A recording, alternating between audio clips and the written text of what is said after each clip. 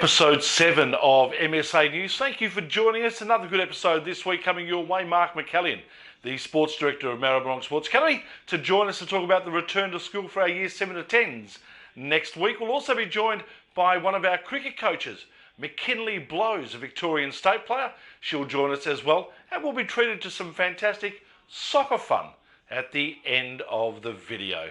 Let's get straight into it. All right, as we continue our look at coaches here at Maribyrnong Sports Academy, Makinley Blows is one of our cricket coaches. She joins us online now. G'day, Makinley. How are you? Good, thanks. Thanks for having me. Thank you for coming on board. I think you've been here at Maribyrnong now for nearly a year and a half.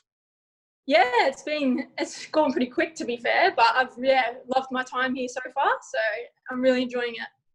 We've loved having you as well. How have you coped for the last few months in this COVID-19 period? It must be tough for professional sports people who want to get out there and do something, but you haven't been able to. Yeah, it's been quite weird. We've all sort of been training on our own, which is a bit different for all of us, all missing that contact with other people, but yeah, just getting through, which is nice. So in regards to training now, you guys are back in full training with the Victorian cricket team? Yeah, so we are. It looks a bit different now. We're obviously split into two smaller groups to prevent that big group feel that the government don't want us to do. And yeah, all those hygiene measures are in place, like wiping down all our equipment and hand sanitizer, washing our hands, those kinds of things. So let's go through your career. We speak a lot to our students about pathways, and you're probably a very traditional pathway type of person. Came through the school system, came through the junior system, and of course ended up playing senior cricket for your state. Yeah, so I started in squads when I was about 13, and yeah, just sort of built on from there, and obviously got selected in state squads at an underage level, and was lucky enough to progress into the senior squads, which was amazing. And we also should congratulate you two on your selection as being captain of the Premier Cricket 11 this year. Yeah, fantastic effort. Well done. Thank you. Yeah, a bit of a surprise. Yeah, I'm sure it was, but you had a great season, so it shouldn't have been too much of a surprise. I didn't really, I guess captaincy wasn't something I'd signed up for at the start of the year, but it turned out okay. Women's cricket has changed so much in the last 20 or 30 years. It really has a standing now right up there with the men's game, which is fantastic, the recognition that you ladies are now receiving. Yeah, it's progressed like amazing, considering when I was 12, 13, I couldn't really name any of the Australian women's cricket team players, and now we have the likes of Meg Lanning and Elise Perry on our screens quite regularly throughout the season. And like you saw in the World Cup final not that long ago, there was 86,000 at the MCG. It's, amazing. You mentioned some names there of some great Australian women cricketers. For you, is it a really, do you still get a little bit starstruck, the fact that you get to play cricket with these guys? Oh, absolutely. Every time I walk in and I see them, it's still a shock to the system. It's pretty cool. They're obviously normal people like you and I, but they're just amazing at what they do. Yeah, they certainly are. I know our students are a little bit starstruck by the coaching group that we have here at Maribyrnong, including yourself and Clinton and the like. For you, a school like Maribyrnong, what would that have been like for you as you were going through the system as a junior?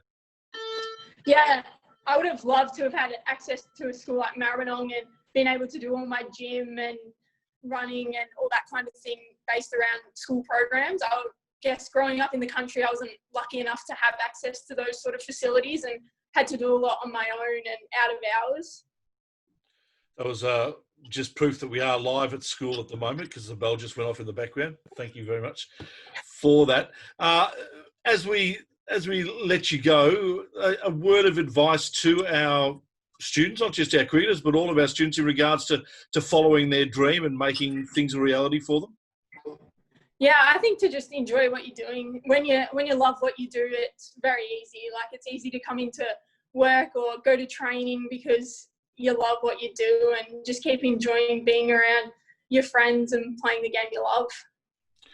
And I suppose for all the guys and girls playing cricket, not just internationally but at state level, it was great to hear that Cricket Australia have announced that there will be a summer season this year. So it means that you guys will get the opportunity to once again play cricket. Yeah, it was awesome to hear that announcement. And I guess the next step, hopefully, fingers crossed, is we'll be allowed to have crowds there and get everyone along to come and support, which will be nice. All right, Makinley, we really appreciate your time today. Look forward to seeing you around the school shortly. Thank you very much.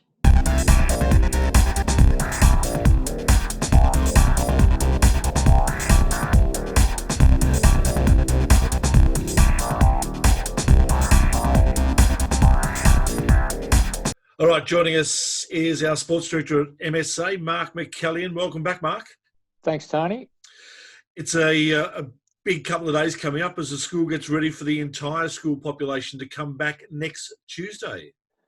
Yeah, it's been great. We've been able to welcome the Year 11 and 12s back over the last couple of weeks, and now, really excited to have the Year 7s to 10s coming back next week and having the whole school back on board. So, yeah, it's been an interesting time, but certainly excited to have everyone back next week.